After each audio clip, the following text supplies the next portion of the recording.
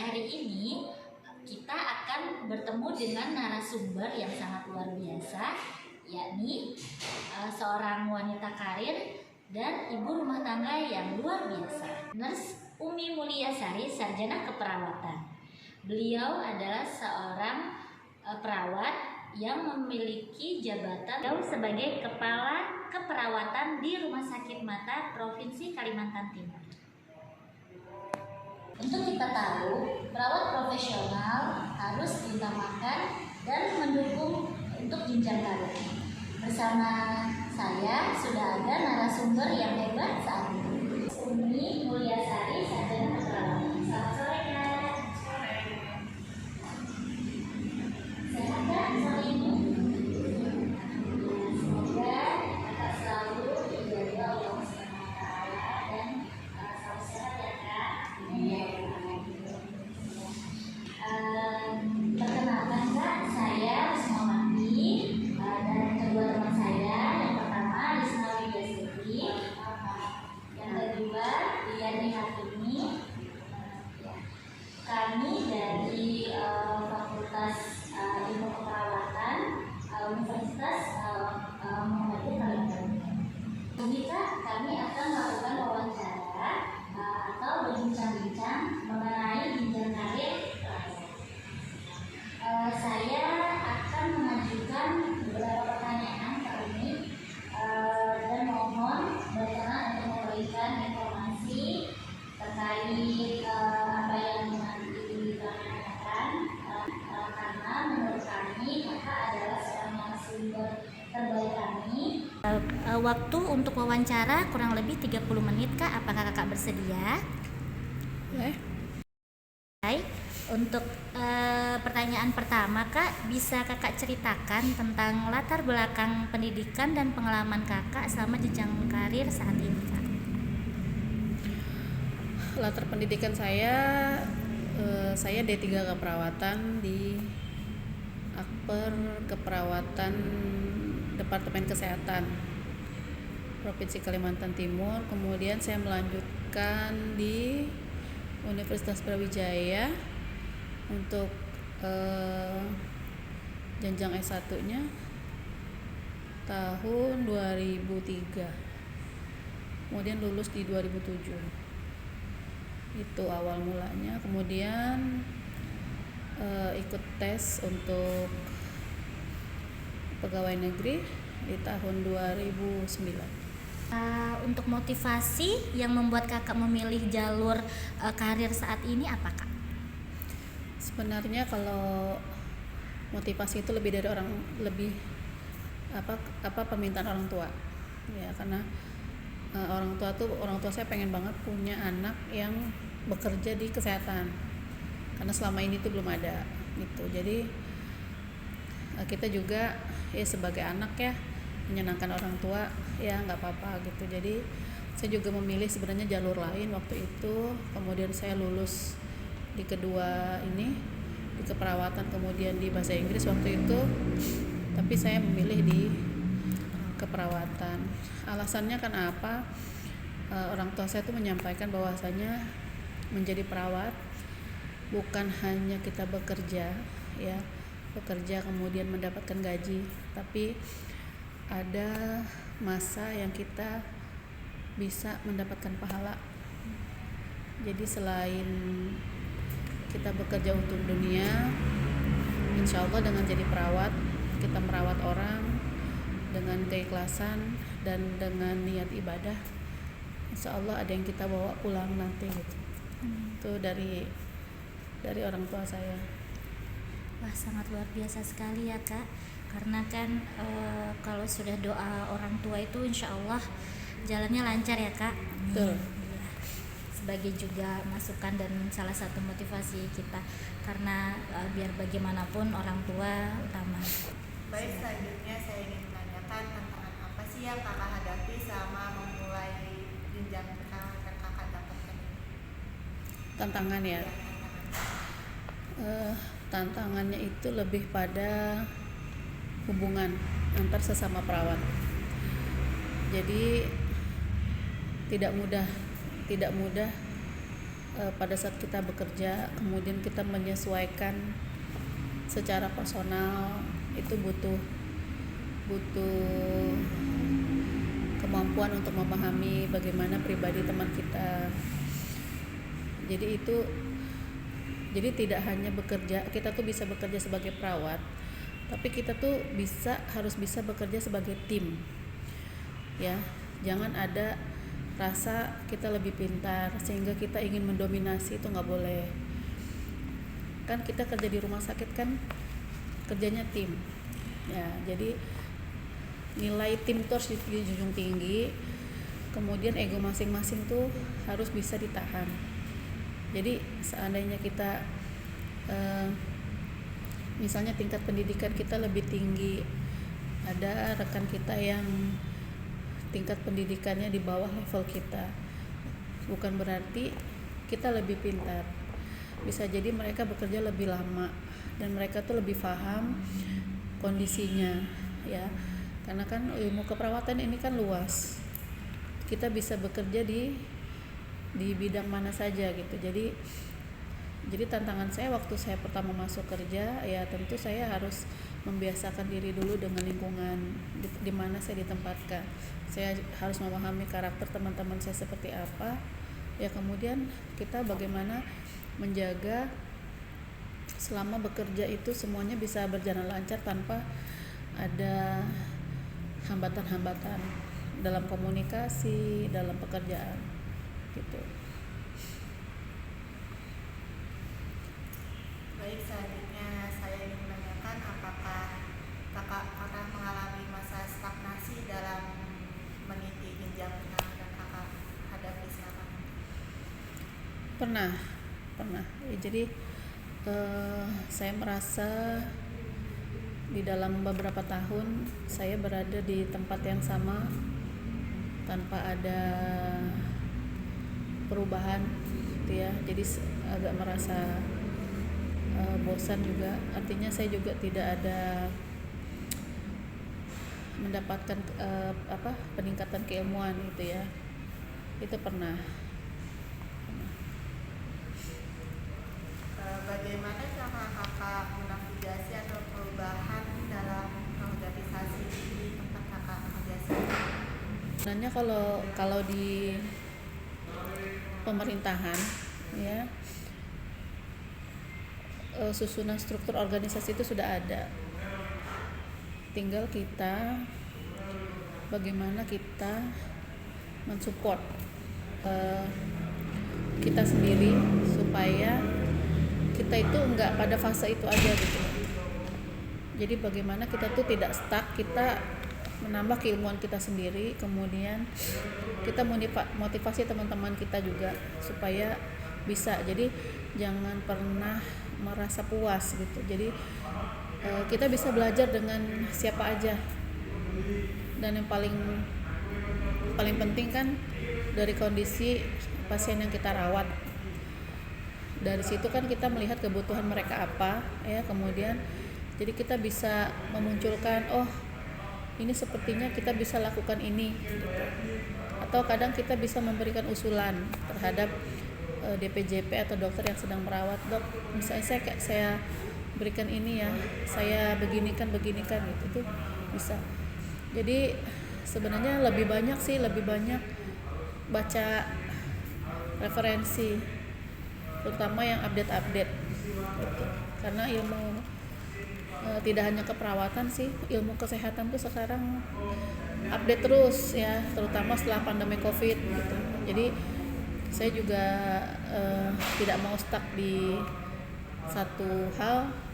Jadi dalam merawat pasien itu banyak hal ya, misalnya seperti ini kan di rumah sakit mata kita merawat pasien dengan gangguan penglihatan, tapi di sisi lain kan ada fungsi keselamatan pasiennya, kemudian ada fungsi pencegahan infeksinya. Nah, jadi itu juga saya cari tahu di situ gitu loh. Jadi bukan hanya belajar sekedar mata gitu ya, perawatan mata, tapi yang lainnya juga cari informasi gitu. Jadi saya juga sering ikut misalnya sharing session, kemudian ada workshop yang secara online juga saya sering ikut di situ.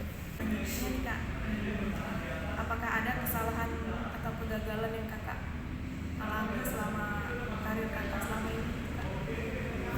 Kalau salah gitu pernah ya, kalau misalnya ya artinya gini, itu pengalaman salah itu saya dapat waktu saya menjadi mahasiswa. Akhirnya artinya kita belajar kondisi saat itu dengan kondisi sekarang memang berubah dan sistem juga sudah berubah ya.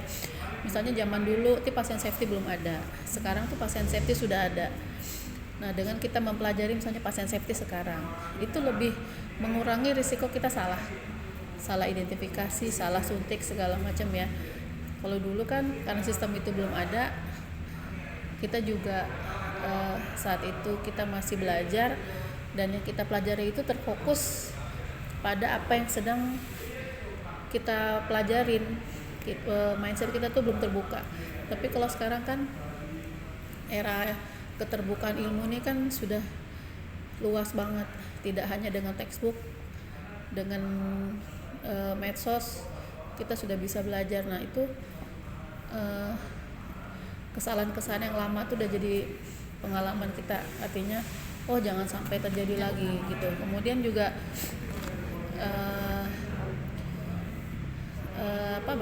bertanya dengan nggak canggung bertanya, walaupun kadang teman kita belum mengambil sarjana misalnya, tapi dia lebih paham menggunakan alat misalnya, itu jangan canggung. Saya tanya aja, kadang dek ajarin saya ini dong, ini kenapa. Kadang kita juga minta ke DPJP, dok saya nggak paham nih, ini ada waktu nggak, boleh ajarin saya. Kita gitu aja, jangan ragu, jangan canggung. Kalau memang nggak tahu, kita bilang nggak tahu, beri kesempatan kita belajar supaya kita tuh nggak salah gitu.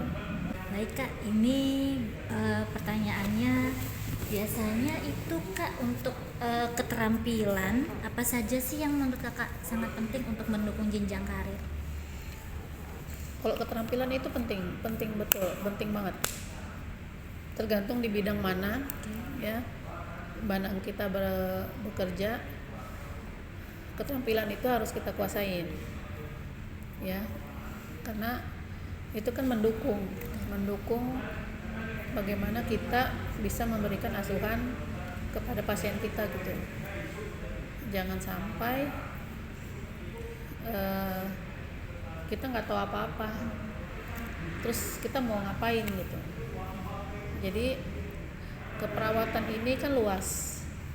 Jadi di mana kita memilih, di mana kita ingin berada, artinya disitulah kita menempatkan diri kita, bagaimana kita berkiprah gitu. Misalnya saya memilih untuk menjadi perawat mata, maka saya mencari ilmu tentang perawatan mata, dan itu pun masih relate dengan yang kita pelajari selama ini. Masalah mata itu bisa terjadi di anak-anak, di dewasa, sampai di orang tua. Skala usia ya Kak? Iya. Jadi memang kompetensi harus.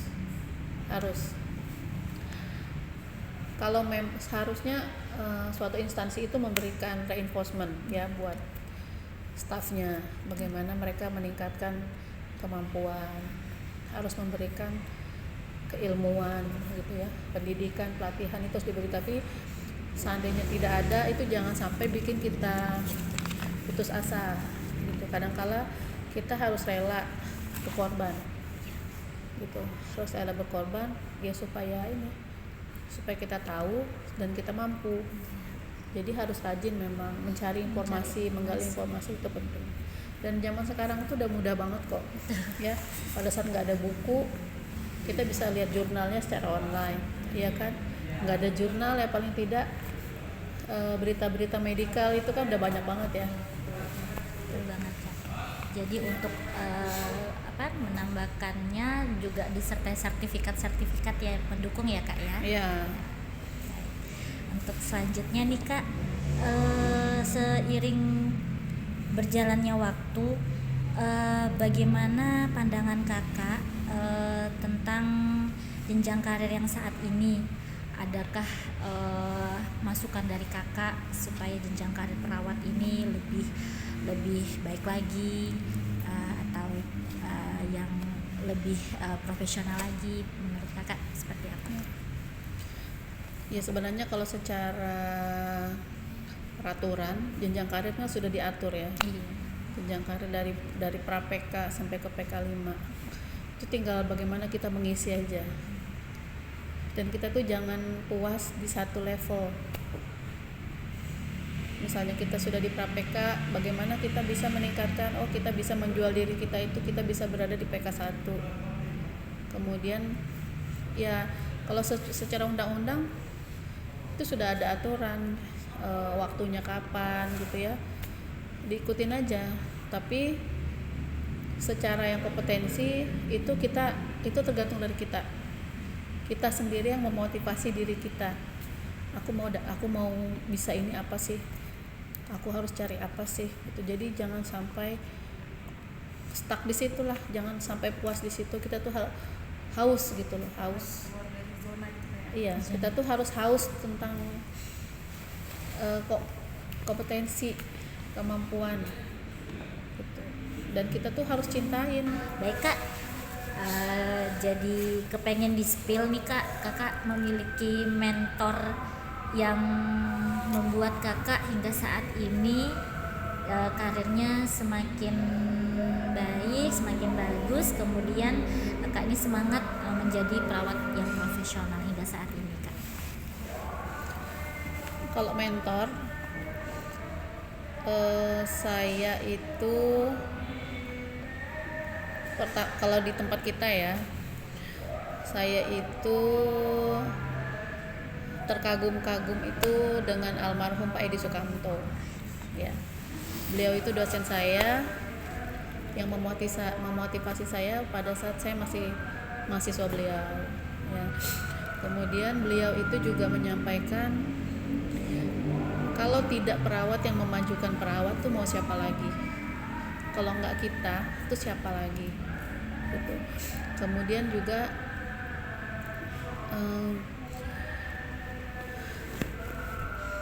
saya juga bertemu mentor-mentor lain sebenarnya, karena saya beberapa ikut di beberapa himpunan gitu ya. Dan saya itu bertemu dengan perawat-perawat yang hebat luar biasa, yang saya anggap wah mereka tuh nggak kalah gitu loh. Dan mereka itu bisa berdampingan tuh dengan dokter. Mereka berdampingan, berjalan seiring itu tanpa mengganggu bidang lain. Mereka tuh hebat di bidang keperawatan gitu. Nah itu yang menjadi motivasi saya gitu. Jadi akhirnya saya suka mendengarkan, kadang saya ikutin gitu. Oh iya gitu. Jadi itu yang memotivasi. Tapi kalau mentor ya yang saya bisa sebutkan namanya tuh almarhum bapak kita ya.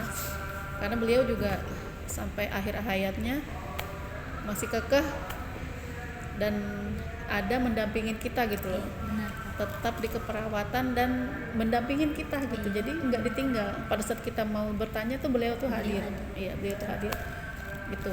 Jadi akhirnya itu yang menjadi pemikiran saya. Ya betul sih, kalau kita nggak mendukung sesama kita, tidak memajukan keperawatan, mau siapa lagi gitu. Baik kak. Nah, jadi kak ya, terbuat suasana ini karena juga almarhum itu sempat juga mengajar kami di MKT. Ya, semoga amal ibadahnya diterima di sisi Allah. Ya.